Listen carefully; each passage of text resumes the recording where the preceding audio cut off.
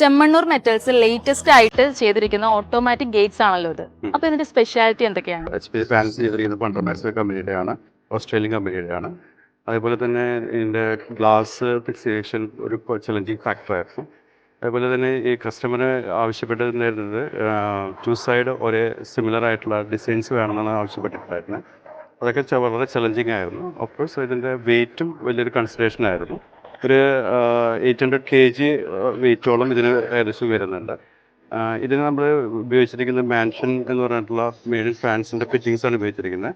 അതാണ് ഈ operations മാനുവലായിട്ട് operate ചെയ്യുമ്പോഴും വളരെ സ്മൂത്തായിട്ട് വർക്ക് ചെയ്യാൻ ഹെൽപ്പ് ചെയ്യുന്നത്.